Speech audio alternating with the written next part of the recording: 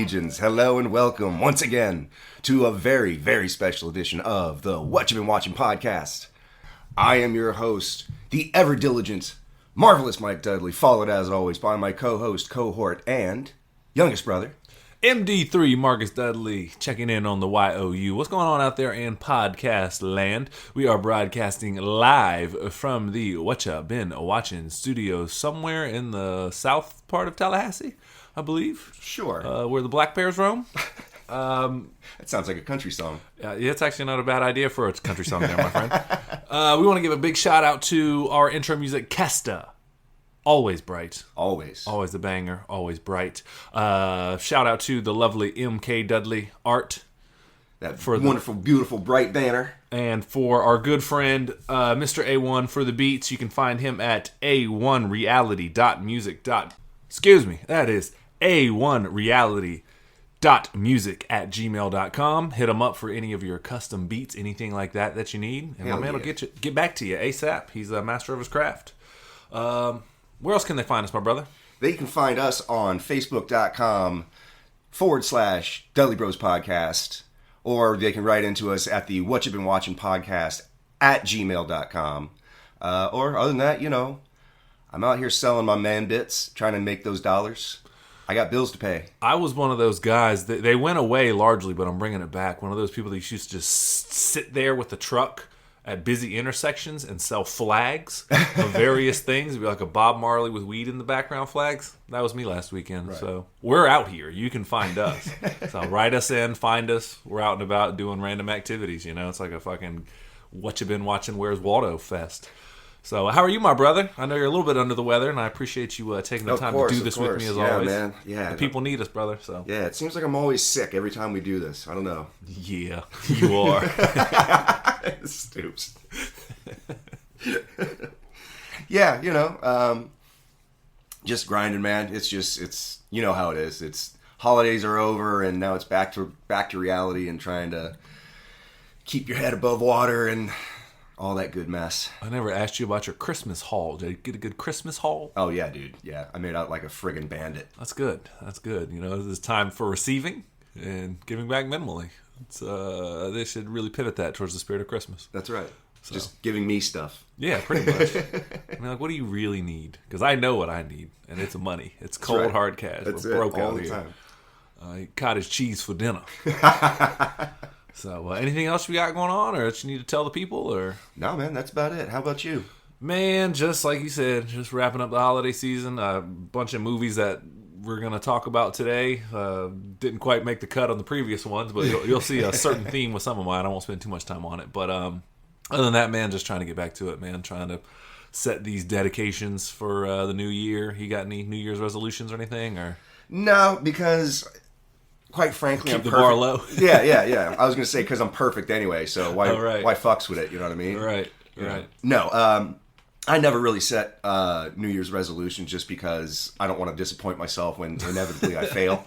I just keep mine broad. I just try to be a better person in some way. I don't want to be like, I want to lose 15 pounds. And none of that shit. I'm just like, hey, like last year I was like, I need to start taking better care of myself. And in some ways I did, in some ways I didn't. Like I largely eliminated eating red meat. It's not like I won't ever eat it. I'm not like a stickler about it, but I just try to avoid it as best I can.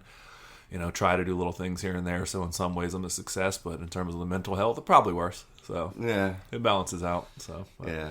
Just curious, I don't know if you had any brand new. No, I mean, like you said, I just try to keep mine broad. Like I'd like to do a little bit more traveling. I'd like to save a little money, but I mean, that's every year. Yeah, so. Yeah, I feel you. So nobody gives a frog about our resolutions. So the reason why everyone tuned in, especially this particular episode, for those of you who've paying attention to your calendars and our release schedule, this actually marks us going into our third year of doing it. We have completed 2 complete years of recording the What You Been Watching podcast, and this is starting going into year 3.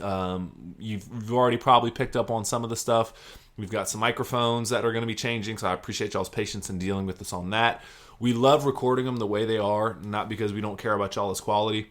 Right. But when we do mess up, it kind of shows the humble beginnings of it all. Obviously, you go back and listen to the first episode.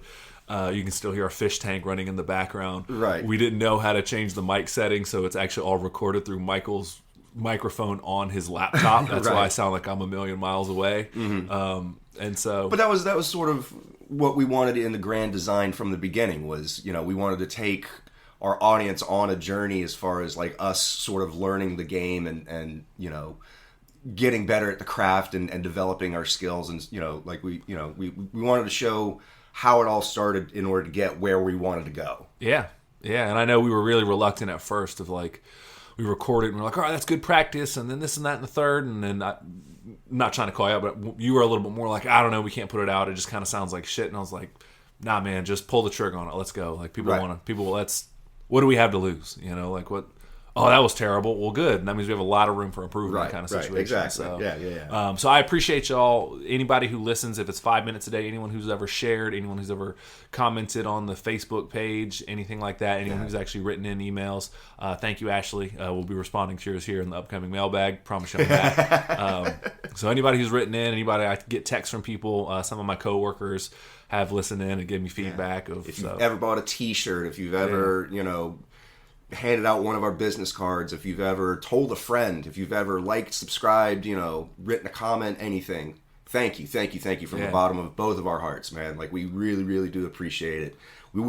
We love our legions, and it's apparent that our legions love us. Yeah, we're going to try to get a little more interactive. It's a very small operation, and as you very well know, life's a lot. Yeah. So it's literally a two-man operation. Yeah. So, and one of us pulls the weight a lot more than the other in terms of certain aspects of it, and that's Michael.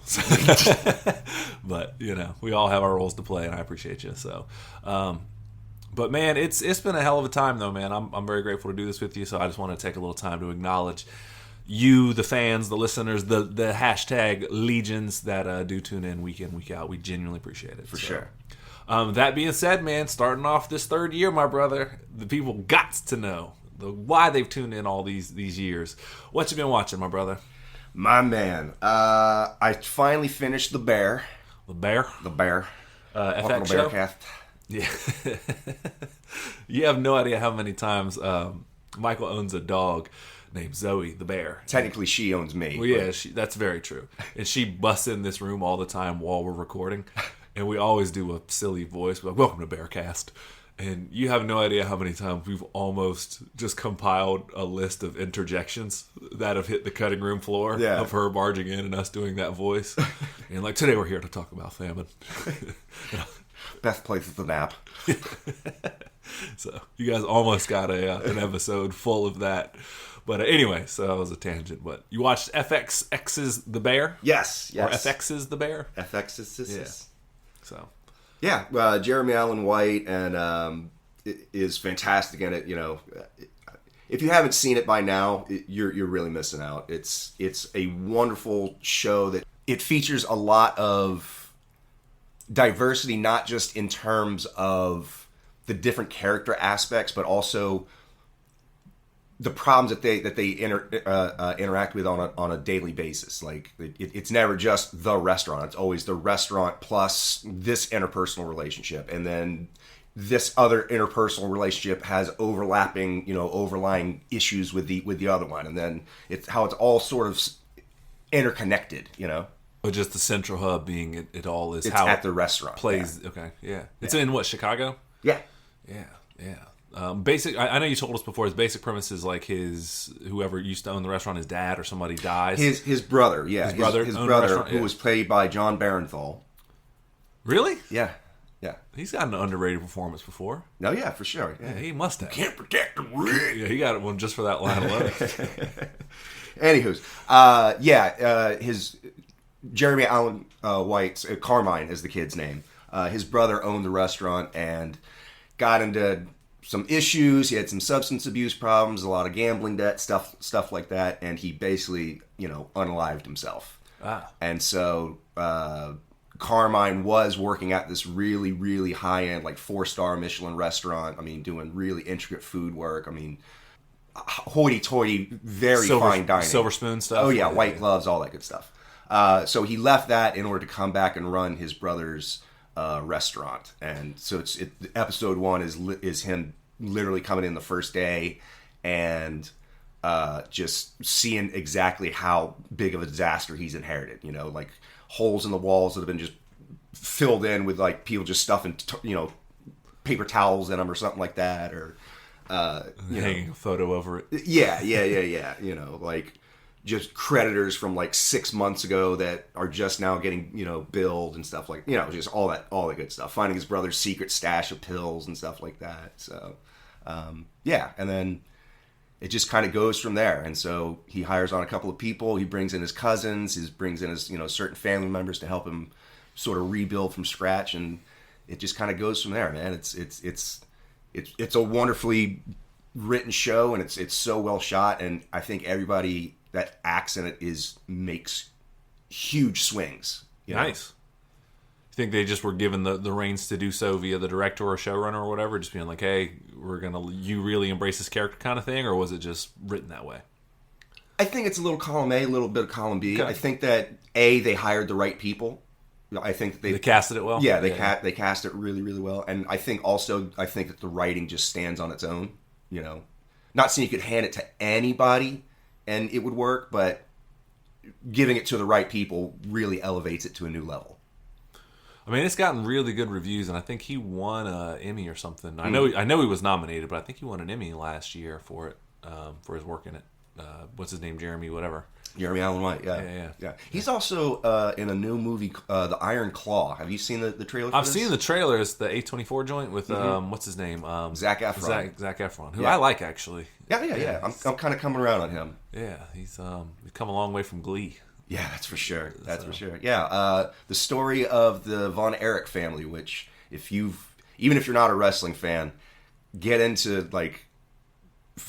do a little internet research on them, dude. That story is so tragic. It's just like one tragedy after the other, after the other, after the other, after the other. Well, don't spoil the movie for those who haven't. No. I'm not going to. But it is a movie about wrestling, but also it's not going to be a movie about wrestling. Yeah, no, I figured so. A24 is not just going to be like, here's a wrestling movie, right? Yeah. So, anyways, back to the Bear. So you finished the second season? Yeah. Yeah, I guess, are they geared up for a third? They drop it on the perfect, they stick the landing perfectly. It leaves you a little dissatisfied, but in a really beautiful way. Does that make sense? Yeah.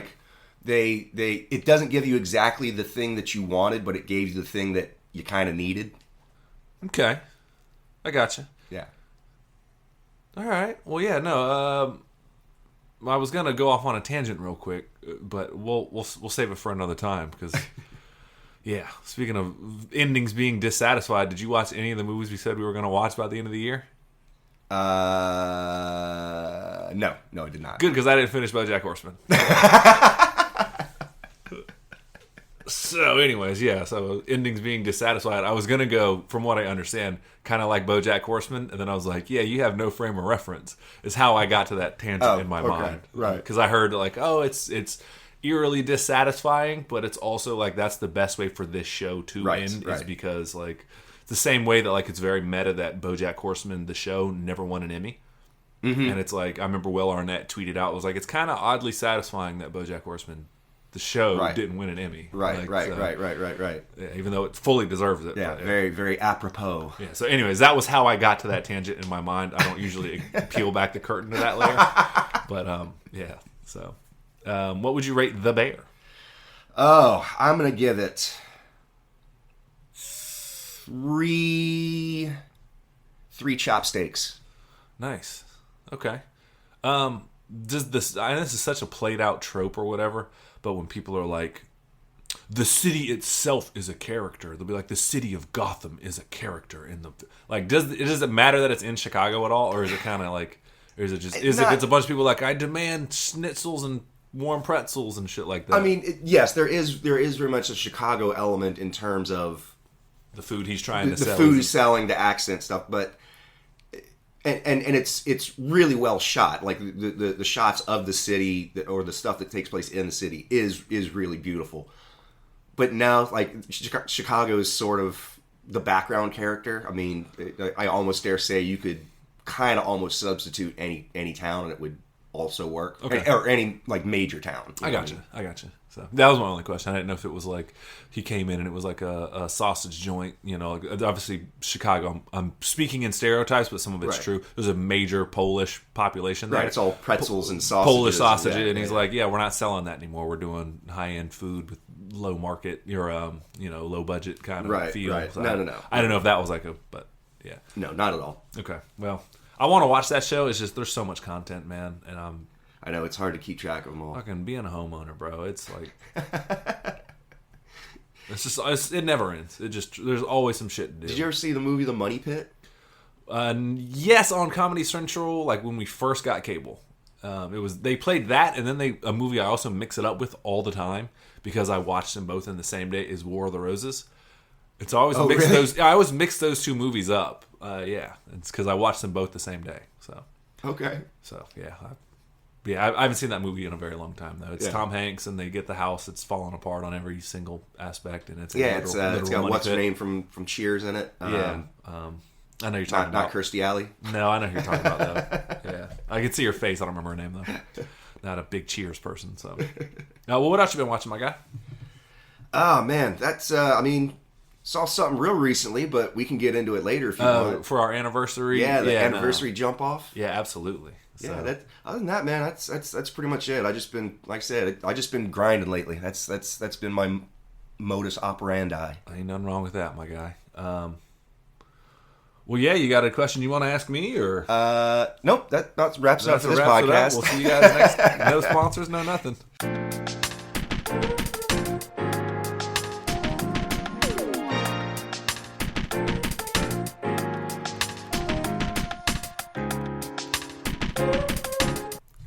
Well, my brother, what you been watching?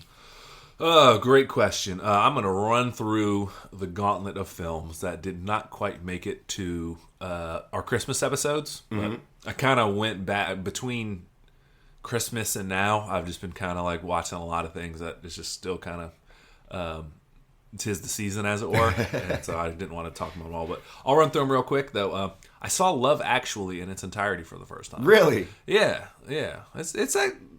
I get why people like it. Okay. It's a little. It's kind of. I know we say this word a lot, but it is kind of charming. The characters are well written enough. The only thing that's really weird though is I always saw the scene online where the guy holds up all the signs.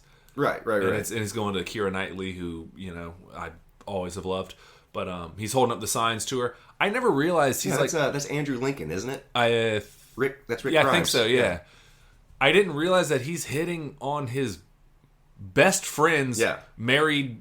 Yeah. Like they just got married, and he's like confessing his love to her, and like some silent way, like I'll always admire you from a distance. You're very beautiful. Da da da da. And it's like, thanks for the trauma dump. Yeah. And then she runs back out and kisses him and it's just like, oh, we have a thing. But that's kind of shitty. I always pictured it as some like giant romantic gesture, and it's really like kind of underhanded. So I was a little bit blown away that like that scene was the scene that, like, I mean, it's nice what he writes and everything like that, but it's like it's your best friend up there, dude. Yeah, like, own your shit and be like, hey, I've stayed away from you because I mean I get it's not a fun conversation to have, but like, look.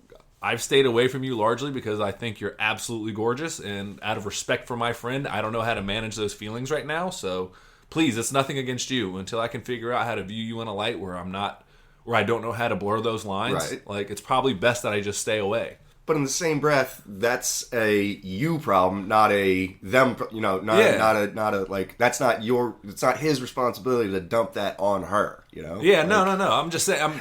It's better than what I said was, in my opinion, better than showing up secretly and being like, "Here's some signs," and then she runs back out to kiss him. Like that dude's gonna go home and I don't know. That's going in the bank for sure. Yeah, it's like John Cusack holding that boombox over his head in Say Anything. Yeah, it's like 10 o'clock at night. He's playing love music. Like, hey asshole, I have neighbors. You know what I mean? Like. Yeah. Your grand romantic gesture is causing me a grand inconvenience. Yeah. Like, get out of here, bro. Like, I got work. I'll do my Raphael from the Ninja Turtles voice. He works at the docks on the Union. You don't understand, Miriam. But no, Love Actually was pretty good though. I like the only thing I didn't get, they really shoehorn in how everyone is connected. Yeah, like everyone knows each other via a friend, and at the end they're all at the same play together, and it's like via the loosest of connections. It's like you never once established that Martin Freeman was friends with these people, or that this person was friends with that. Like it was real. Like I understand it's not like a major plot point, them all being at the play together, but it is just kind of weird. They all show up at this elementary school play. Yeah, just like, serendipitous. Yeah. A lot of them don't even have kids that fucking go there. Exactly. Like, hey, you want to come see my neighbor's kid's school play? Like, no, I don't. No. Yeah, there's that line in Family Guy where Meg performs. He's like, just to let you know, Meg, I was not captivated by the story. I knew the whole time that I was watching a play. That's a great line. Yeah, just to tell Meg straight up. I did actually, speaking of plays though, I did see Every Christmas Story Ever. It's a play where they just kind of do like a mashup of everything. We saw it at Tallahassee Theater, and it's pretty much just a mashup of, they're doing A Christmas Carol. Okay. And then it's only 4 people in the play, and the other 3 guys are like, we do this every year. Let's do something different.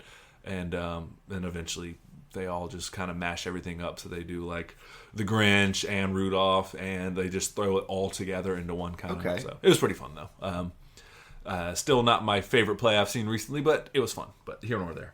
Okay. But yeah, Love Actually, back to it. I dug it. I can see why people like it. Hugh Grant, it's weird.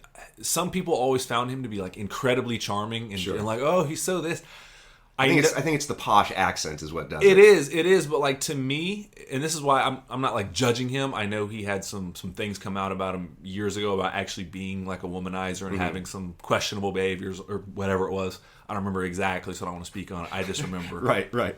Some weird shit went down. Well, I don't know what's true and what's not, so I didn't follow the story that closely, but I remember seeing that and being like, I never saw him as charming. I always saw him as being that guy. Oh, really? Every time I saw him was being like, he's going to say the right thing and be cute so he can try to sleep with you. And it's not really charming. You know, it's really just you kind of using people or just trying to be a player. Right. So, like, I remember when all that came out, I was like, does art imitate life, or was I just right this whole time? It's whatever. I never really saw him that way. He plays the prime minister in this, and he has the loosest security detail I've ever witnessed of anybody with a status. You know what I mean? A political status. So just one dude just aimlessly wandering around, looking up at the sky, like, oh. Yeah, no, definitely. Just mouth agape. Yeah, people just run up on him. They're like, "Are you the prime minister?" Like, yeah, I am. Yeah. So. Well, they don't have guns over there, so they don't have to worry about it. They have bobbies, sticks. I'm sure they do, probably. The presidential detail or the prime minister detail, but whatever. But Love Actually, I dug it. It's the first time I've seen it in its entirety. I'd give it, I don't even know what to review. I'd give it, also, they write everyone to be so fucking likable in that. Yeah. Like, Liam Neeson is like the most lovable, likable dad of all time, which, like... That's a movie that's a little too charming sometimes. It's just like, wow, this is like, this makes my teeth hurt. This is really sugary. Yeah, I watched The Holiday. Angie loves those 2 movies, Love Actually and The Holiday. And so I watched The Holiday again, too. And it's weird, they just write everyone to be so fucking likable in those movies. Like, of course. But, so I will review Love Actually, and I will give it... an ensemble cast with about 4 characters too many. That's what I'll give it. So I watched Love Actually. I watched, I wanted to talk to you about this. They just recently voted this movie the greatest Christmas movie of all time. What, Love Actually? No. The movie I'm about to bring up. Muppet Christmas Carol. I mean, I'll buy it. Yeah, it was a poll. But I'm biased. I love, Muppets. Well, maybe everyone is, though. Because, I mean, I forget the poll, but it was all over our Facebook feed. And I was just like, oh, snap. So, Muppet Christmas Carol was voted. I don't know who did the voting, if it was just an online poll of, like, at themuppets.com or whatever. I'm just picturing a whole string of Muppets just... Muppets and puppeteers just checking boxes. Yeah. So, like, they've got the Muppets. Like, flood the inbox. Yeah. They're talking to themselves like, work faster. I am working faster. But I did watch this movie though. I did watch Muppet Christmas Carol. What'd you think? Man, I forgot Michael Caine was Scrooge. Yeah. I forgot all about that. Again, that was a movie I watched a lot as a child. I watched a lot of the Muppet movies, but then I just kind of grow out of it or whatever. Right, right. And when it was fucking really good, man. I almost cried at the end. Yeah. Yeah. Like Michael Caine really pours it on, dude. I mean, I think one of the things that why the Muppets work so well, especially when you see them, I forget who it was. I want to say it was Johnny Hams or somebody. It was one. I think it was John Hamm was in an interview, and they were saying that like kind of behind the scenes, ultimately, like you have to treat the Muppets with a certain amount of reverence. You know what I mean? You can't just look at them like they have to be your equals on set. You can't like, and so I think John Hamm or somebody was talking about like what was it like working with Kermit, and it's like where you're supposed to act like they tell you like act like he's a big deal in show business and like it's an honor to meet him. He's like, but you don't have to act that way, right? Because you're meeting Kermit the Frog. Like whoever's puppeteering him it's irrelevant. Like the character of Kermit is a Hollywood legend. You know what I mean? So like it's almost like pointless. You don't even have to get that note. Yeah, I heard an interview with. I think it was John Hamm. I might be mixing up. If not, I just want to talk about John Hamm. John Hams. I could picture him saying. Yeah, I heard an interview where Kevin Smith was talking about how he did that Muppets Mayhem thing recently, right? And he was talking about how like on set, it's weird because you see the puppeteer, like you see the guy working the Muppet, whatever, but you never. It's sort of periphery. Like you find yourself like talking to the Muppets. Like instead of talking to the puppeteer, you're talking to the Muppet itself, and they're like responding back. Like in their Kermit voice or whatever. And it's like I should just be talking to the guy. I'm talking to his hand, and yet I'm not. I'm literally talking to Kermit the Frog. Yeah, which is dope. So I think that's why those movies work so well, is because like I said, they treat like they're legit actors on stage, and so it works really well. Yeah. Matthew once said that the reason why A Muppet Christmas Carol works so well is because Michael Caine treats the Muppets as if they are actors. Yeah. And the reason why Muppet Treasure Island works is because Tim Curry acts like a Muppet. That's like the hottest take I've ever heard, actually. Damn, Matthew, I wish you were here to say that one. No, that's perfect. Yeah, Tim Curry acts like a Muppet on Muppet Treasure Island, and Michael Caine treats them like actors on Christmas Carol. Yeah. No, but Michael Caine really swings for the fences in that one. You don't hire Michael Caine to get half-assed Caine. Yeah, he goes full Caine. Even when he sings at the end, he gets a little bit flat, but you can appreciate it though. But no, I truly hadn't seen the movie in a very, very, very long time. I saw the article about it was the best Christmas movie of all time that was voted, and it's pretty high up there. Yeah, they do Dickens. I like how Gonzo is Charles Dickens, and he says a really funny line. He's like, "How do you know all this?" He goes, "I'm the narrator. Narrators are omniscient, or whatever." Yeah. He's like, "Does he see us?" He's like, "No. I'm the narrator. Narrators are omniscient." And, right. What's his rat friend's name? Rizzo. Rizzo, yeah. Rizzo's funny too. I know that's Matthew's favorite Muppet as well. He's a big Rizzo guy. I've always been a big Gonzo. Yeah, me as well. I like Fozzie. I love Fozzie. Fozzie's my favorite, followed by Pepe. Oh yeah, Pepe the Shrimp, the King Prawn. Kermit plays Bob Cratchit. That's right. And of course Miss Piggy. He's loving Miss Cratchit. That's right. And poor Tiny Tim, the little frog man. It almost made me cry at the end. I'm not gonna lie. When he's sitting there showing it to him, the ghost of what's to be. Oh yeah, Christmas to be or whatever. Yeah. And he's like, "Please, Spirit, I cannot take this anymore." He's like, "Please tell me that wretched man is myself. Please tell me that's me." Whatever. And he breaks it down for him without saying a word. Like, you show you the error of your ways. And I like that. I forget who's the spirit. Oh, I forget. They kind of made up their own spirits. The one was a weird looking animatronic like girl.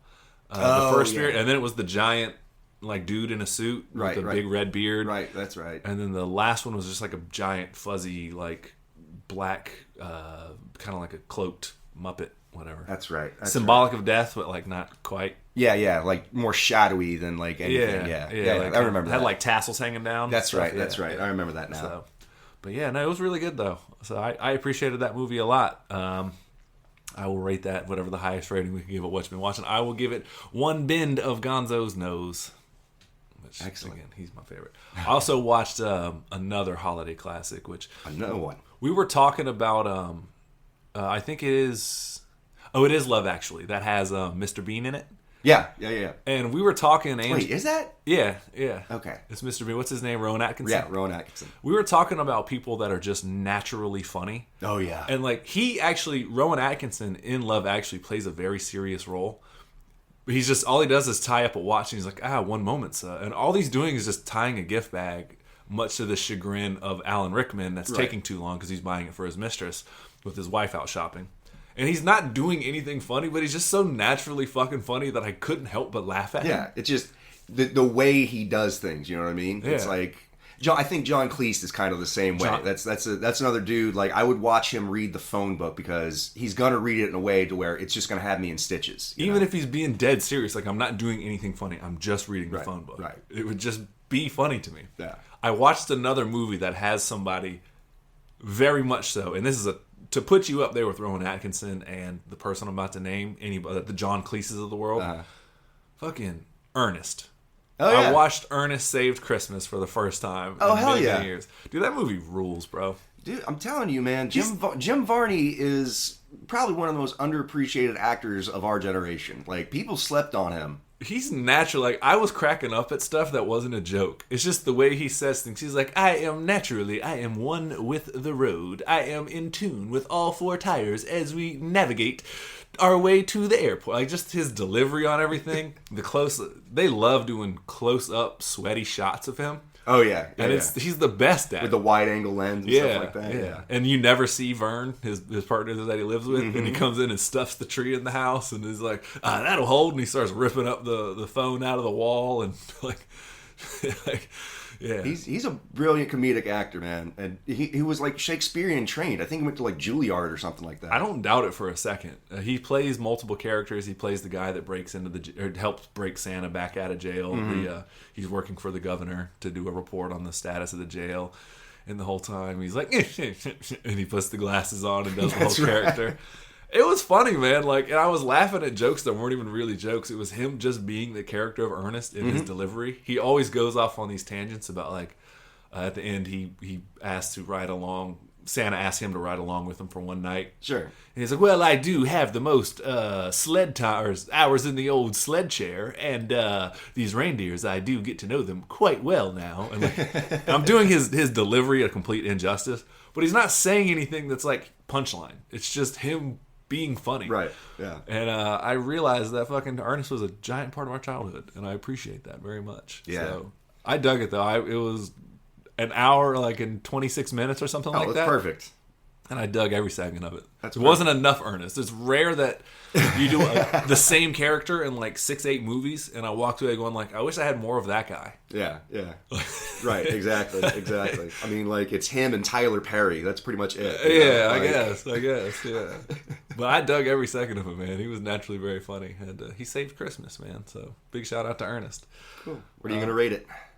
I will give it a Vern. Now, he does something in the very beginning, and this is a song I used to sing, and I think I must have got it from him. The movie came out in 1988, Ernest Saves Christmas. Was it really? Yeah. I thought it was early 90s, but yeah. So I remember, but it's just him, like, the first scene is just him driving in a taxi, and the first thing you hear him go is just, oh, Christmas tree, oh, Christmas tree.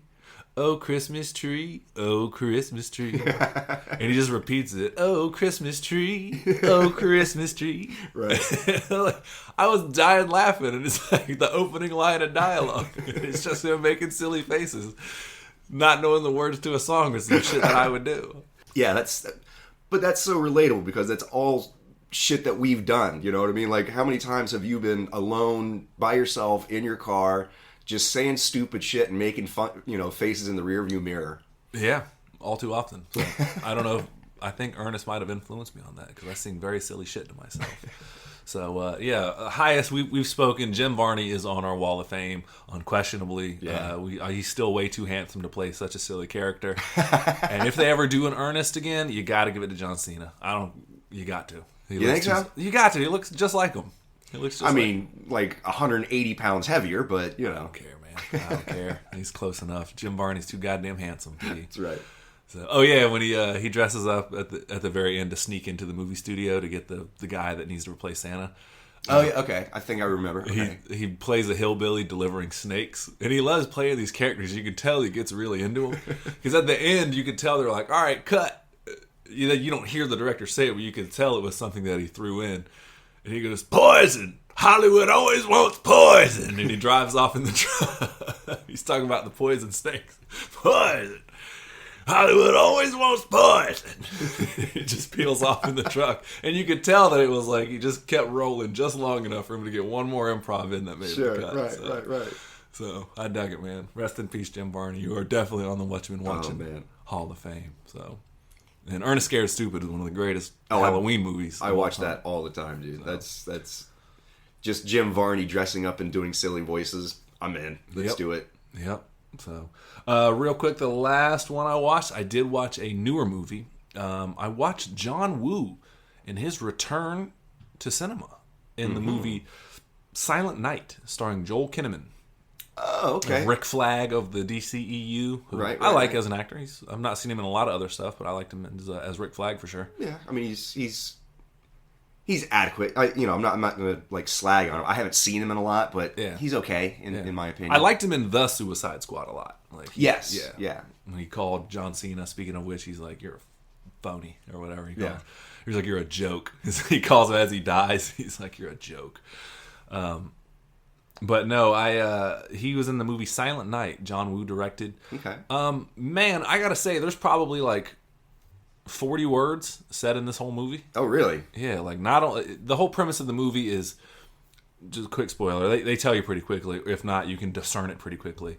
I think they give it away in the trailer. Actually. Yeah, dude, Joel Kinnaman is playing outside on Christmas, and a drive-by happens, and they kill his son. Mm-hmm. And then so he runs them down, the two cars that are in this violent, like fully automatic gun shootout. He runs them down and kind of rounds a corner with his crowbar and throws the crowbar through the window, and then the two drivers take off after him, or the remaining driver takes off after him and chases him down.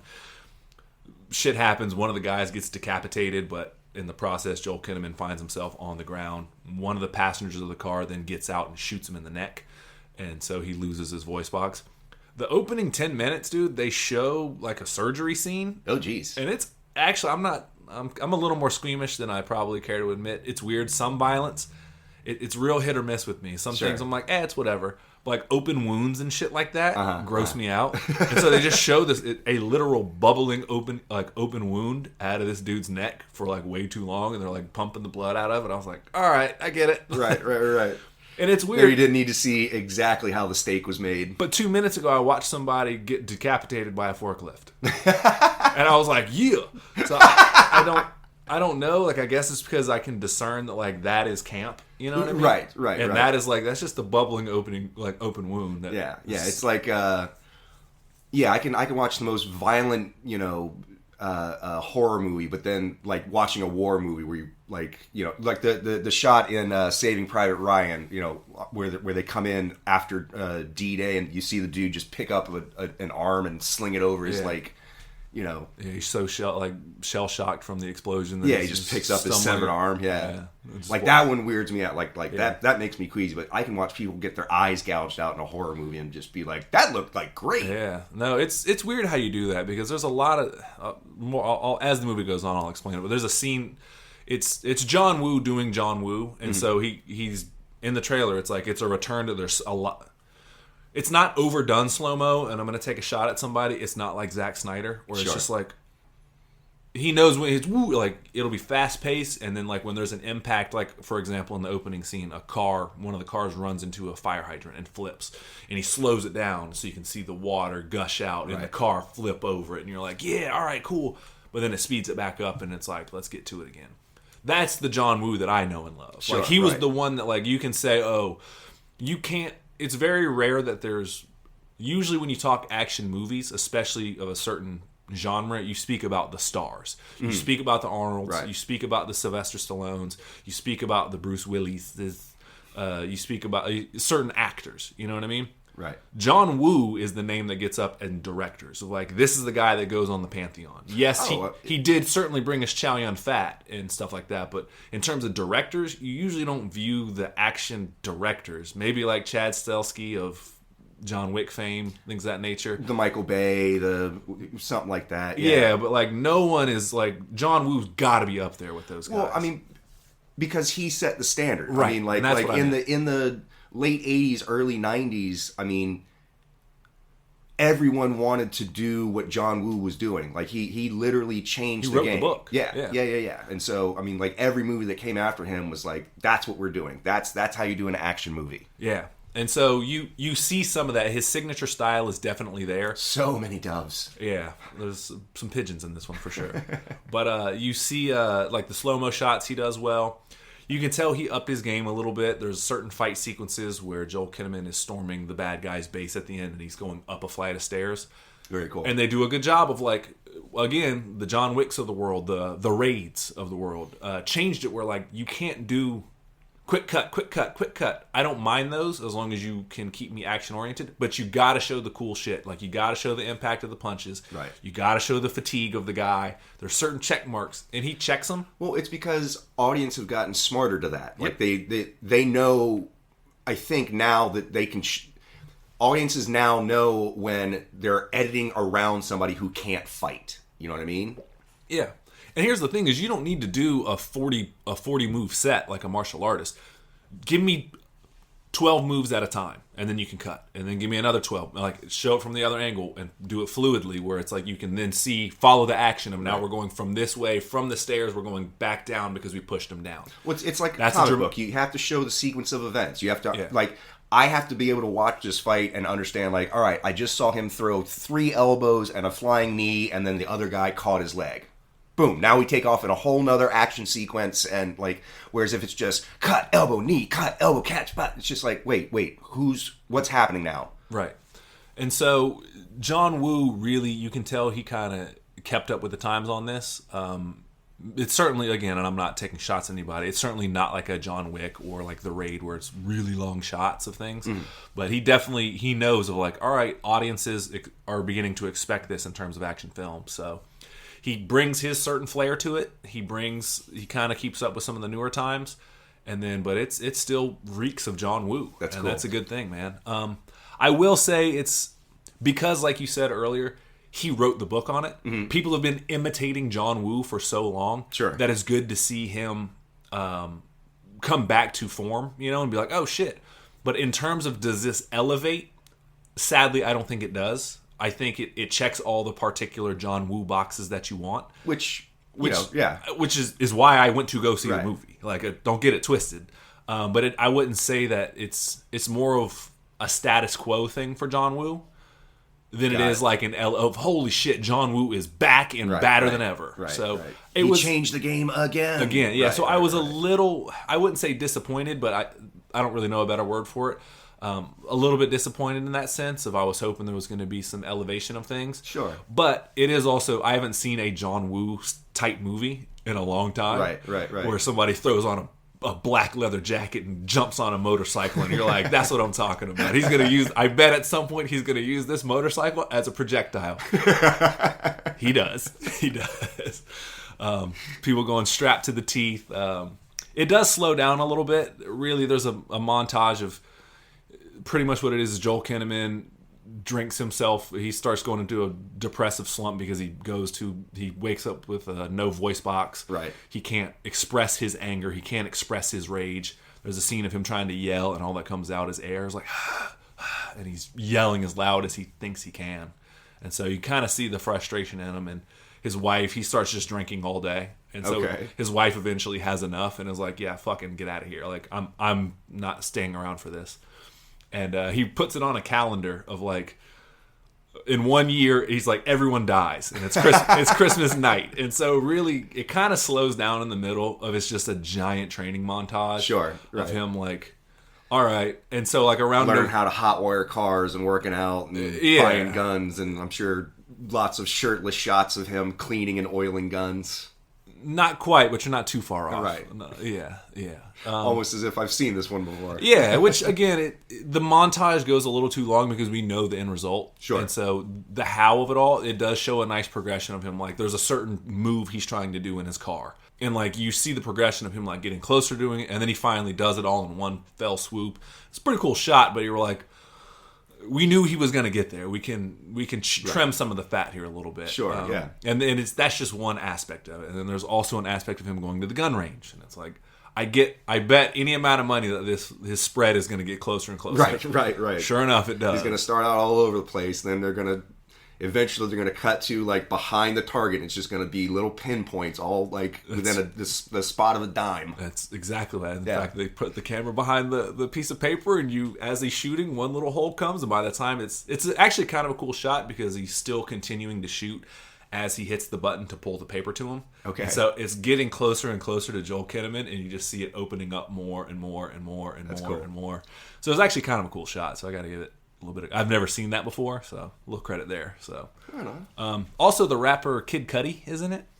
Okay. And he does a little bit of action himself. And I was thinking to myself, whether I was an action star or not, there's certain people that if I was in the game, and I'm never mad at any rapper, any singer, any person who wants to try to cross over into film. If you got opportunity and you've always dreamed of being an actor, man, fucking shoot your shot. As long as you respect the craft, do your thing. Yeah. And there's one or two shots that he actually does some action, and he's like, "Oh, cool! You put in the work for that 2-second shot. You know, he slides over, kicks someone in the knee, catches him from falling and hitting the ground to make a sound, and shoots him in the neck. Probably like 3 seconds worth of action, but you could tell he probably trained for that for several weeks. Sure. So, good for you. You respected the craft. You did your thing. But I bring all that up to say that, like, if I was one of those people that had an opportunity, and my agent called me and said, like, "Hey, John Woo's putting out another flick," I'd be like, I will take a pay cut to work with the legendary John Woo. Like, I will work as a janitor. Not playing a janitor. I will work as the janitor. Right. You can just roll camera on me like that's fine. Turbo from Breaking, sweeping up outside. Turbo from Breaking. Yeah, you know what I'm saying? So I respect the fact that he was in it. He did his thing. And again, it's one of those things like if somebody called me and was like, "Hey, you want to work with Chow Yun-Fat?" Like, yes. Sure do. What? Only since I was 12. Yeah, you want to... John Woo's doing another action movie. I don't care what you got to do.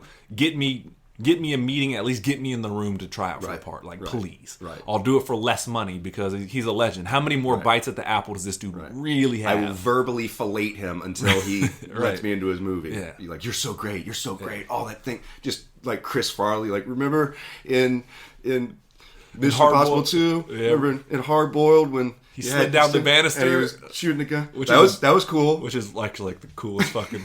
Hard Boiled is one of the greatest action movies of all time. Remember in Crouching Tiger when they were running on the trees? It's Ang Lee, but still. Oh, never mind. You might take offense to that. You'd be like, "Yeah, I remember it too. Not one of mine." Shit. See, that's why I don't get the part. Yeah, I know.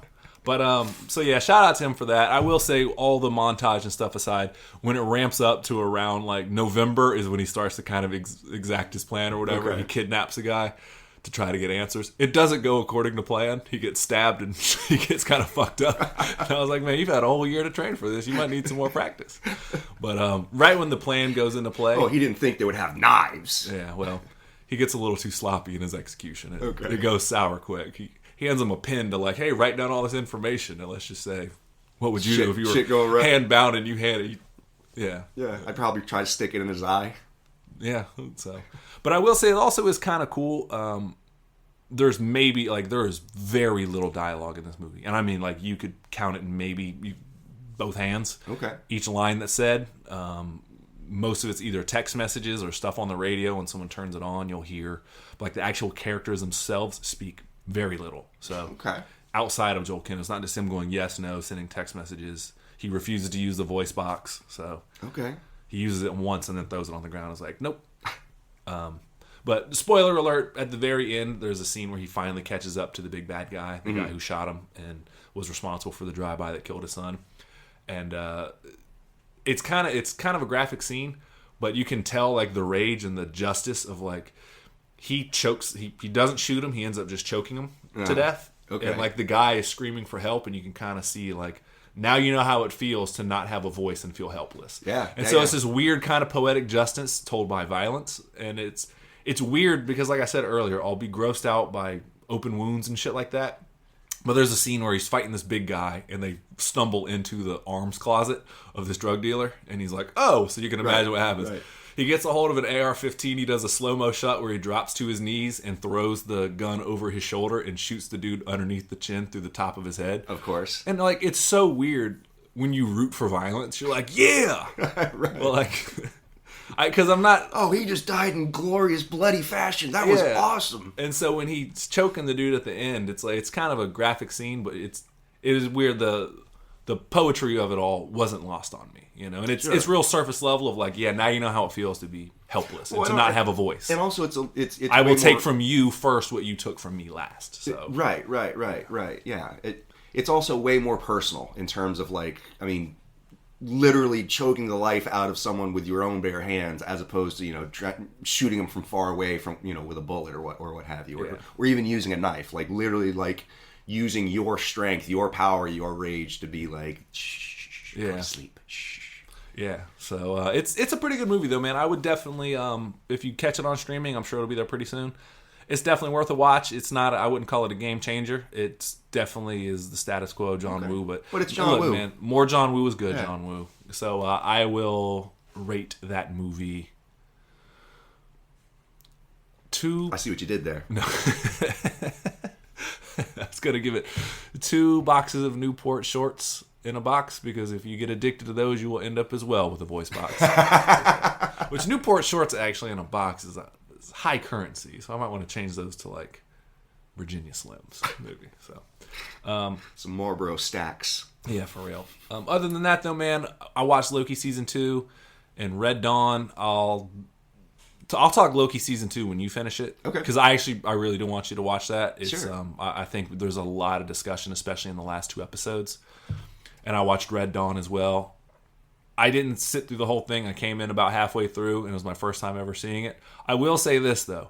Red Dawn, when I walked away from it, I said, that movie is just Home Alone of guerrilla warfare. That's all it is. A bunch of plucky up-and-comers with zero military intelligence or strategic minds. Just a bunch of Kevin McAllisters facing off against the communist invaders. The entire communist invaders. And they're like, you're a hero across the nation, Patrick Swayze.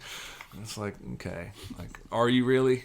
Like, how are you getting these communications out? So, and I also like the fact that there's one point where they go down, these supplies fall off of a truck, and they go down and investigate if the food is edible or not. Right. And instead of them going down there fully armed, they're just send Jennifer Grey unarmed. They're like, send the women out first. And it's like the worst cut. It's like in the middle of a road where there's no cover, there's zero protection. They're still hiding up in the rocks like 2 football fields away. Like, I wonder if this is a trap. Yeah. Maybe. Yeah. So I love that movie. It's got C. Thomas Howell and Charlie Sheen in it. It's got and, a lot of stars. Jennifer Grey, Jennifer Beal. I think so. Yeah. I do like. And then Powers Booth plays the pilot. Yeah, Powers Booth is he? I recognize him. He does a lot of military stuff. He's in MacGruber. He also did. He was the mayor or whatever it was in Sin City, the corrupt mayor. That's right. Yeah. So he was. Wasn't he? He was Curly Joe in Tombstone, right? Yeah, he was, wasn't he? That's right. Yeah, he was. Yeah, good career. We might have to give out 2 today, but underrated performance of the week. Powers Booth in one of those movies. Wolverines. Yeah, you don't realize how parodied something is until you see it from the source. Right. I always had when the dad is sitting behind the gate at the encampment. Yeah. Like, avenge me, avenge me, avenge me. You see that on South Park. You've seen it on The Simpsons. Yeah. You've seen it. We were talking in our previous podcast about how when we're talking about Dr. Sleep and the source material it comes from. Dr. Sleep, Stephen King. The Shining? The Shining, thank you. Yes. I drew a blank. Sorry, I was trying to think of where you were going with that. We were talking about it earlier on another episode where something can stand the test of time without being seen or whatever. Right. In a lexicon of... Right. It gets so put into the pop culture zeitgeist that it's sort of just... You don't have to have seen the source material to know the meme kind of thing. Right. And so that scene in Red Dawn, avenge me! Avenge me! I was laughing because I was like... But I was really proud of myself when I came up with my takeaway from that movie. I go, this is just Home Alone of guerrilla warfare. The best synopsis I can give.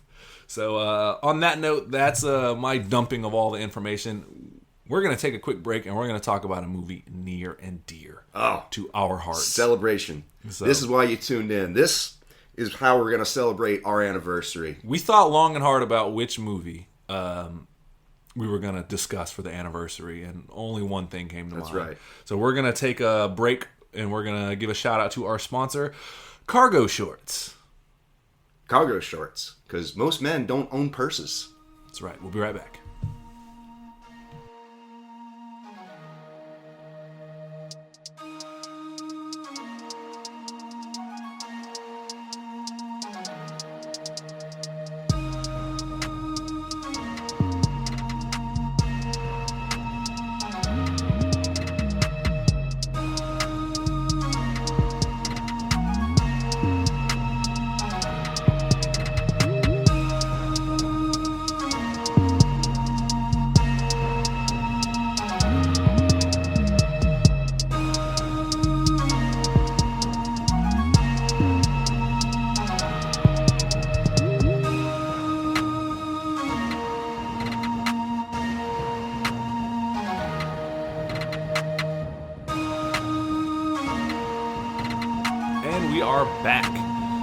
Sponsor Cargo Shorts. Cargo Shorts. Sneaking in flasks of whiskey and dollar store candies for generations now. What was the other one? Dollar store shorts, because you know you got a toddler at home. That's right. That's right. Oh, man.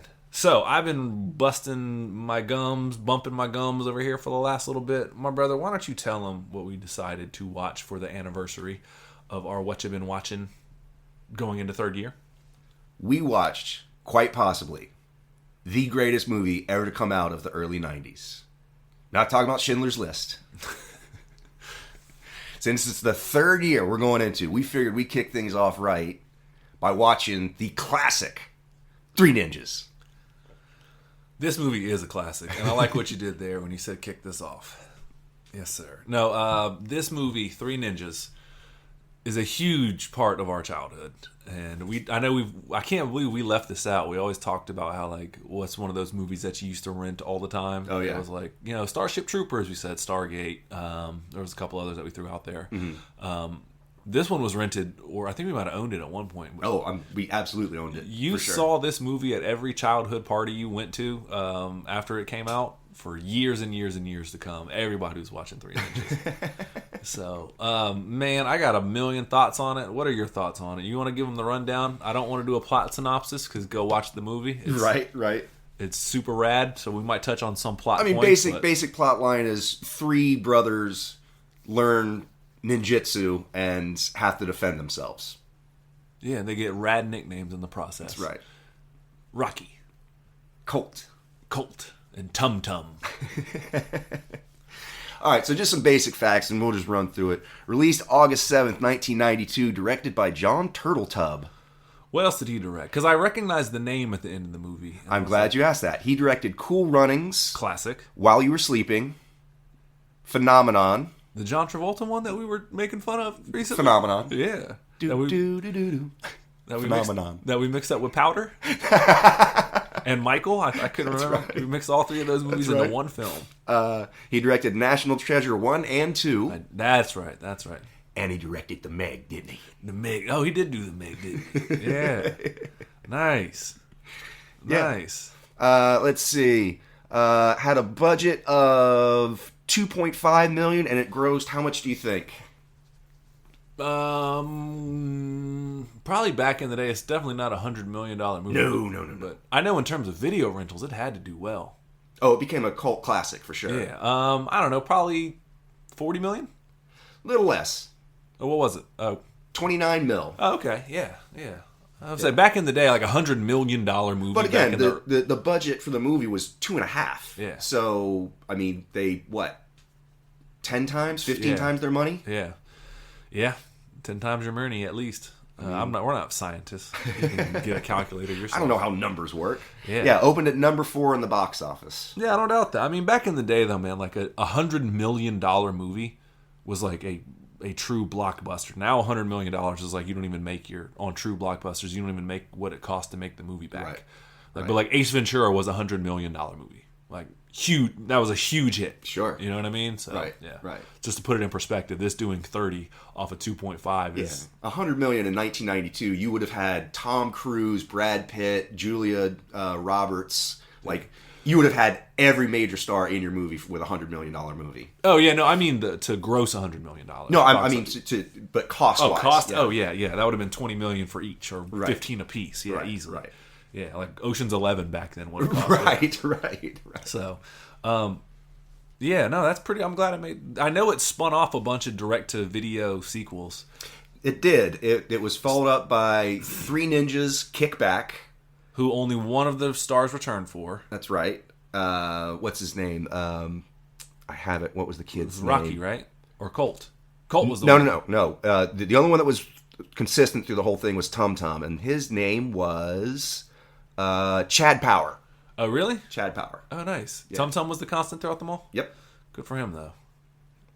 So. Cool. Yeah, no, so it was Three Ninjas Kick Back, and then all of them returned for Three Ninjas Knuckle Up. Right. And then it was the one with Hulk Hogan at the very end. Which I just bought on Amazon, and I can't wait to watch. I'm sure you can. We'll have a sequel, yeah. Yeah, it's Three Ninjas Escape from Mystic Mountain or something like that. At high noon at Magic Mountain or on High Mountain. Whatever it is, we'll figure it out. Mystic Mountain Blueberry, which we are contractually obligated to talk about in every prayer. So thank you, Powerade. No, I was playing. But no, all right, so Three Ninjas, man. This movie was a huge part of our childhood. We were obviously one brother short of being the complete Ninja Turtles. That's right. And we've talked about it before, but like this movie is cater-made, is just for a specific audience. Oh, yeah. Of the early, like, mid-'80s babies and 80s babies to, like, this movie checks all the boxes in terms of rad shit. Like, we, and our generation, I don't know if it was just marketing telling us what we liked, but we had a real big... We had a lot of love for ninjas. We had Ninja Turtles, all right? That was our generation. Power Rangers, you were a little too old for that, but you still respected it. We had Power Rangers, okay, which was ninjas, you know. We had the Teenage Mutant Ninja Turtles. Did I mention them already? Yeah, you did. Oh, that was first. I only had 2 fingers up. I fucked it up already. So, yeah, we had Ninja Turtles, Power Rangers. We had Batman, all right, who is a ninja. Let's not get it twisted. Big Bad Beetleborgs. Yeah. You had all those Japanese spin-offs of, people in bright costumes combining robots. Mortal Kombat came out, which the focus on everyone was Scorpion, Sub-Zero. It was like it was a fucking ninja fest. We had a game show back in the day that came on. I forget what it was called, but it was like wrestling, but it was in an octagon and it was scripted. And he would be like, "Oh, Red Dragon's gonna take on Golden Phoenix this week." Oh, and they had these, It was these like symbols that if you broke their symbol or their medallion or whatever, it was like you would defeat them. And that shit ruled. What was the name of that? Was that like Ninja Assault? What was it called? I don't remember, but it was badass, and we should probably do more homework on it. It's like Combat Arena. It was all scripted like martial arts fighting. It was like pro wrestling, but with martial arts. Yeah, I remember that. Yeah, Damn, that show what was that ruled. called? I don't remember, but either way, ninjas were a big deal. I'm sure I'm forgetting some ninja outlet or something like that. I mean, the Karate Kid. Oh, Karate Kid. Thank you. Yeah. That was Yeah, I mean, that was the one that, at least for me, set the whole thing off. You know? Yeah. And again, Karate Kid came out before, it was before I was born, but still, it was a huge part of it. Yeah, thanks to the wonder of VHS tape. Yeah, it was over and over on and over. Constant rotation. Like Batman '89 was in constant rotation. I was born in '86. Like, you can't tell me. Power Rangers came out when I was in kindergarten. Ninja Turtles was always a big deal. Like, so I don't remember a time in your life without Ninja Turtles. No, I don't. Yeah. That's I'm the Ninja Turtles generation for sure. Same thing with Power Rangers, man. So it's like that was our shit. Ultraman was also making a comeback then. Oh, I love Ultraman. Yeah, but that's a different Anywho's. story. So no, this movie incorporates everything, man. It was 3 brothers. Obviously, there's 3 of us: Michael, Matthew, and Marcus. There was 3 of these ninjas. Right. Each one of them. We were pretty much similar in age to the kids in the movie. Like, I think maybe we 3 might have been a little bit older than they were, but somewhere in that 12 to 8 range.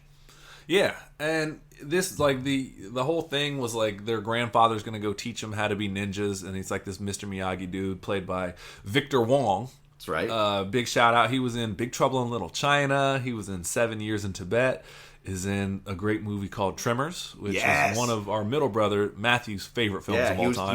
He's the store owner that names them graboids. Yeah, he is. I forgot that's what they're called. It's graboids. Good, yeah, good pull. And he's apparently in a Jeremy Renner movie, which we've never seen, called Paper Dragons, which now is super high on our list of young Jeremy Renner playing a bad guy who leaves another bad guy for dead, and that guy then turns to martial arts to rescue everybody. So that'll be an upcoming episode here. See, now you don't even have to watch the trailer. Yeah, we got it. Trust me. I saw that and I was like, wait, Renner was in this? Wall of Fame Renner? But yeah, no. So this, I'm going off on tangents. This movie checked all the boxes for everything that we thought was awesome. 3 brothers, all ninjas, played video games, and then you get into a Home Alone aspect. That's right. Which was like top notch. So yeah, man, it checked all the boxes for us, man. You want to talk about it though? I mean, yeah, I just remember how many times would we play fight as these characters, kicking the air and just roundhousing pillows and stuff like that. Yeah, it was on at every sleepover. It was on at every birthday party. When we played on the playground, all right, there's a couple classic lines from the movie where these 3 brothers, what happens is they go training with their grandfather. Their grandfather knows some Steven Seagal knockoff bad guy. And this bad guy... some Bobo-ass Steven Seagal. This guy apparently wants to open up karate dojos that are also going to train like ninja terrorists, and so he's an arms dealer as well. So I don't really understand what his motivation was, but he certainly had a niche market, whatever it was. Right. Ninja dojo franchise / arms dealer / mercenaries for hire. I don't know. I don't know what it was. I don't know what it fits on his business card. Yeah, like I said, Michael said, whatever dude business venture this guy is in, it's an incredibly niche market. It made me laugh a lot. But yeah, and so he ultimately hires these 3 guys, and I'm going to refer to these guys, Michael, with the utmost respect. You've heard me talk about on this podcast. One of my favorite things in movies is if you give me either a duo or a set of goons. Yeah, just bumbling henchmen. Cannon fodder for the good guys. It's why I like Marv and Albert in Home Alone. Yeah. They played, Joe Pesci and what's the other Daniel Stern. Daniel Stern. I almost said Curtis, but I know that wasn't right. Yeah, Daniel Stern played wonderful goons that can just seem to just take a licking and keep on ticking. Yeah. Michael, this Steven Seagal knockoff in 3 Ninjas hires... This maybe I think is where my affinity for goons comes in, because you've heard me mention it about. This is the dirty origin story. This is like my affinity for the 2 guys or the 2 sets of goons in Pirates of the Caribbean. Oh yeah. It stems from this movie, Michael. Oh sure. Even there's a little bit of Bill and Ted in these guys, but this Steven Seagal knockoff hires 3 guys to ultimately kidnap these kids. Their names are Fester, Hammer, and Marcus. Fester, Hammer, and Marcus, and I'm going to make a new wall, and it is the Goon Wall of Fame, the Legion of Goon. All right, and these are the first ever inductees into the Legion of Goon. All right, these guys are awesome. They bumble about. They're like surfer Bill and Ted wannabe, bro, gnarly waves out there, isn't it? The most excellent, prototypical surfer stoner, beach bum, bumbling half-wits. Oh man, they're awesome. And so the movie pivots from them, whatever. There's I don't understand how the dad is an FBI agent too. It doesn't really matter.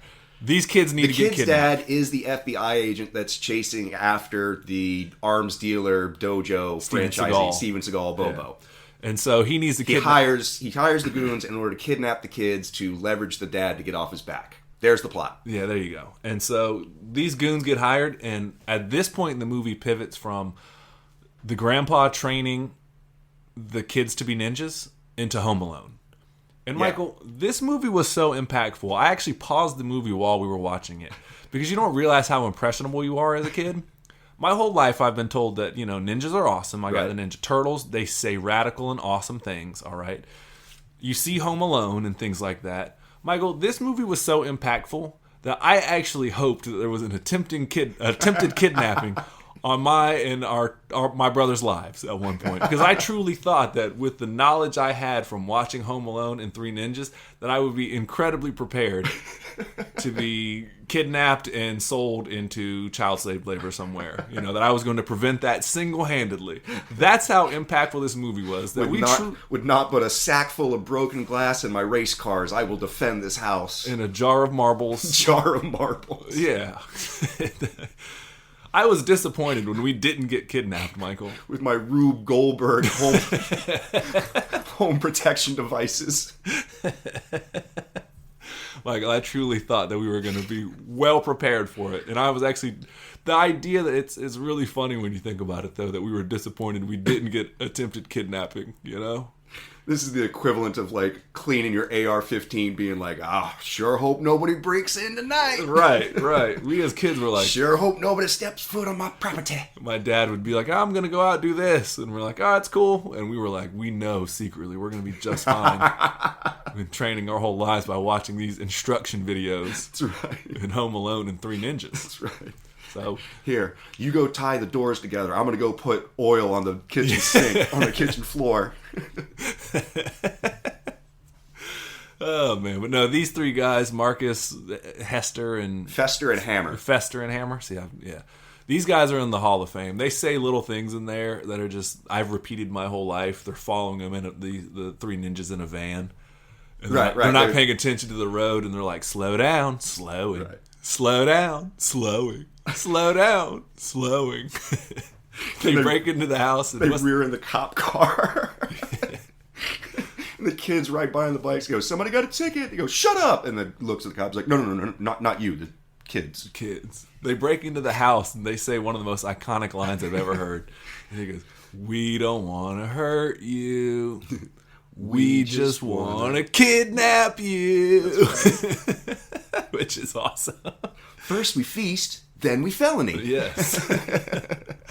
Oh, man. These guys are definitely the Legion of Goom. The first ever inductees. And they're really good at what they do as well. Like, throughout the whole sequence of the home invasion, like the Kevin McAllister of it all, they're doing really good physical comedy. I mean, it's very slapsticky, but they're doing the effort. I mean, they're taking the bumps, powder in the eyes and doing the whole Three Stooges fighting each other in the dark thing, and when they're slipping on the greased floors and stuff like that. I mean, they're going full legs up. Yeah, the one dude really, you can tell he lands on his hip really hard. Whoever even the stunt guy is that did it, he goes up and bah! It's like, ooh, yeah. There's no mat there. There's no nothing. That's a hardwood floor. Like that's why stunt people don't get enough recognition. But yeah, it's like a throwaway shot. And that dude ate some shit for real.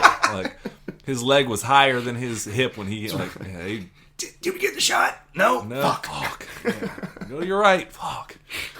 So, anyways, no. Those back to Mark 1. No, yeah, fuck. Yeah, those guys were awesome. I forgot how much I appreciated those three characters in this movie, and I think that is truly the origin story of my affinity for good goon work. It's just, I also just like the word goon in itself. It's fun to say. It gives me an opportunity to say something that I like to say. And I just want to say thank you for helping mold my childhood to those three actors. So truly, truly appreciate it. And the level of disappointment that I did not get from being kidnapped came from your wonderful performance in this movie. Well, I'm glad you were prepared to get kidnapped because I was not. I would have cried. Yeah. I would have been useless. I probably would have changed my tune when it actually happened. Yeah, the second they start pulling out guns, you're like, oh shit, I did not account for this. I'm like, Kia! And they're like, no. They just shoot you in the kneecaps. Get in the van. Oh god. Yeah, I'm soft. Don't get it twisted. Yeah. They start mailing off pieces of your toe back to their family. Like, yeah, look for the three ninjas. How did they avoid this? Well, they really didn't cover this in Home Alone 2, did they? No, they didn't. So, anyways, what else can we talk about on this movie? Because I could gush just... I'm going to be 1,000%. I fucking enjoyed every second of watching this movie. At one point, we were doing a little too, like, you get in a good mood. We're watching it. It's late at night. And we kind of got a little too, like, mystery science theater 3000 or whatever. A little bit. A little too riff tracks, and I had to pump the brakes. I go, Michael, I feel like we're ripping on this movie too hard, and it truly is a fucking masterpiece. But to be fair, there's a lot of stuff to riff on. I mean, like... But it comes together, though. The ninja outfits, man, like, come on. They look like they were bought at a Spirit Halloween. Yeah, they were. They utilized them perfectly. They're all wearing... All the ninjas have plastic, like, eye protective goggles. And every time they do a close-up on the ninja's face, you can just see, like, the hot breath is steaming up their ninja goggles. They can't see shit. They can't see shit. Every time they swing their swords, you can see that, like, it looks like a pool noodle. Yeah, it does. The swords have no stiffness to them. They're very clearly, like, not just rubber, but, like, soft, cheap rubber. Yeah. Like, we're working with, like, 8 and 10-year-olds. We got to do, like, real pad the swords kind of thing. Once the grandpa and the Steven Seagal knockoff started getting after it, they tightened up the sword play a little bit. But there was actually, man, by the end of the movie, there was some decent, like we were talking about earlier, like continual shots of action that the kids did and everything. And the good thing is it is the kids doing the actual work. Not some of the gymnastic stuff, but like the actual fighting and kicking and punching and, you know, high-eyeing and all that. It's really these kids, and to their credit, they make it look good. You know, it's very comical. I hate that they run the same little like they run that little soundtrack behind everything. The score is incredible, Michael. I mean, sure, if you want to hear a knockoff Ocarina of Time, like, on a loop. You say it like it's a bad thing. I explore every time I go to a grocery store, and I'm willing to explore. I do.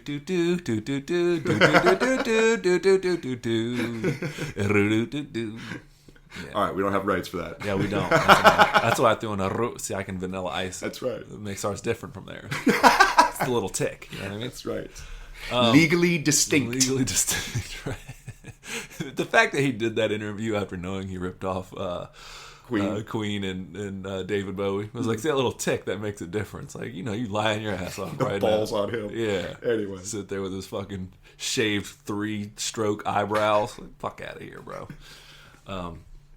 But dude, we got a little too heavy into ripping the movie apart, and I'll be honest, man, I enjoyed every second of it. The action cranked up at the end when the Granddad and Steven Seagal knockoff go at it, and they start folding each other up and flipping. I was all about that shit, man. Mike was like, man, the stunt guy's like 3 feet taller. I'm like, I don't care. No. They weren't discriminating. They were folding each other up, putting each other in arm bars, flipping out of it. Oh, Indian burns, nunchucks, bolos, all that shit, man. This grandpa infiltrated an entire, apparently secret, like cargo ship. Yeah. Which I do find it funny. Earlier, you were talking about the glasses. I would find it very funny if that was like they had an actual OSHA inspector come. And be like, well, I see you got all your arms hung up on the wall. That's you're supposed to have those with locks on them, but I gotta write you up for your ninjas aren't wearing goggles. That's right. Are those safety rated? Are those safety rated goggles? Because prescription. Oh, okay. They don't look it. You got your guns locked away. I see your training ropes dangling from the ceiling. You do have the necessary padding underneath. But those goggles, you gotta get Ninja OSHA. Yeah. With his little villainous clipboard, just running through. Exactly. Yeah, for the henchmen, like they gotta have standards, Michael. That's right. He's like, after that, I'm gonna go to Star Wars, and I gotta make sure they got that railing set in where they never set that railing on that bridge. I don't know why. Where they fire from the Death Star. Got to go write them a warning for that after this. That's an accident waiting to happen. Yeah, that's a character in a movie we should write. But yeah, no, that would be funny though. But no, I dug every second of this movie, man. I don't want to rip it apart too much, man. It brought me back to a happy place, and within 3 seconds, there's an opening sequence. They have a daring getaway where they storm Kmart, Steven Seagal's headquarters. Oh yeah, in the opening sequence, and what we see, Michael, is it took me 2 seconds to call it out. Oh yeah, and our very special, underrated performance of the week. Who did I call out very quickly, Michael? 1. Clifton Pinky Powell. That is right. Pinky was in it, and it took his first shot, which he was only on for 2 seconds, and I paused the movie. I was like, yo, was that Pinky? I was like, I don't know. I was like, rewind it. That was Pinky. I got it right so quickly. I was so proud of myself. Here's a little bonus. Do you know what the name of his character was in that movie? No. Agent Jerry Curl. You gotta be kidding me. I shit you not. Curl with a K. I did Agent hear him Jerry call him Curl. Curl. I heard him call him Curl, but that's hilarious. Yep. That is awesome. I thought you would enjoy that little nugget. I hope you're not lying to me right now. No. Having me look like an idiot. No, it's on If so, IMDb. I bit it hook, line, and sinker. Yeah. So, dude, that's awesome. But no, a very special, underrated performance of the week. We've got to give Clifton Powell his flowers. He's the man that looks Jamie Foxx in the face as Ray and called him a cold bastard. He agreed with Regina King's earlier sentiment and called Ray cold. He's the man that said he would blow Ice Cube's head smooth off. That's right. He's the one that wished us all a Merry Christmas.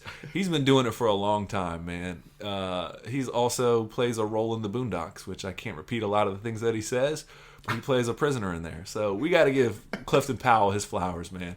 In a very underrated performance of the week, we give it to Clifton Powell as Agent Jerry Curl in Three Ninjas. Of all the roles, baby. I was so happy to see him. You did call it out pretty quick. Like, I didn't even notice. You were like, that's Pinky. I was like, how can you tell? I was like, look, it's the only black guy that they show in this entire scene. It's Pinky. It's Pinky. Yeah, he stood out, man. I was on high Pinky alert. You can't just slip a Pinky cameo by me, dog. You just can't slip a Pinky by me. That's right.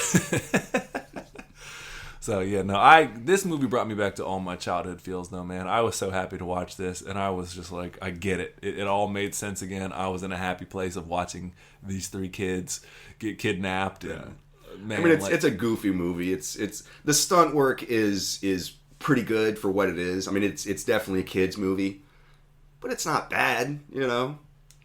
Personally, I think it holds up. Michael was like, no. But I think it holds up, though, man. I think it's a lot more apparent now, like, especially looking at it through a critical lens, that you can tell where they skimped on the money. Yeah, it's definitely not an expensive movie to make, but I don't know, man. It works for some reason. As a kid, that movie was like the highest of highs, man. Like, how many people, anytime anybody, there's so many iconic lines like we mentioned, we don't want to hurt you, we just want to kidnap you. When we would play this on the playground, any game, whether let's pretend to be Power Rangers, let's pretend to be James Bond, you pick whatever the hell it is you wanted to play. If there was a scene, or at least in my circle of friends at Sealy Elementary is a school for me, whenever we would all pretend, however many of us were together, that we were surrounded by bad guys and we would all go off and pretend to fight them, we without fail, one of us would say a line from this movie, and it's, we should run, we should hide, we should kick their butts. Yep. That was repeated ad nauseum in my childhood. And the other thing that was repeated is another line from this movie. Anytime one of my friends had a crush on a girl, oh yeah, or a girl had a crush on you, there's a line where they're making fun of the eldest brother for speaking of this girl Emily, and they just start going, Rocky loves Emily, Rocky loves Emily. And children all over this great nation were tormented by those words for decades growing up. So it stood the test of time. Anytime it was just such a ready go-to. Anytime you would be, one of your friends were like, I mean, she's kind of cool, I kind of like her. Be like, Emily. You just insert their name into whatever. Yeah. And it went on way too long. So shout out to anybody that ever felt the effects of those words. Sorry, I thought this was a safe space where I could admit my feelings, but apparently we're just going to give each other shit. Okay, thanks. Yeah, man. So, I don't know. I don't got much else to say. This movie was super special to me, and I'm glad that we saved it to talk about on the anniversary episode. Oh, it was fun. Man, yeah. It's definitely, I would highly recommend it. Watch it with a group of people. Watch it with, friends. Like, watching by yourself, that's fine, but you're definitely not going to... the stuff that you find funny, I promise you, is not nearly as good as the things that you all will find funny. Does that make sense? Yeah.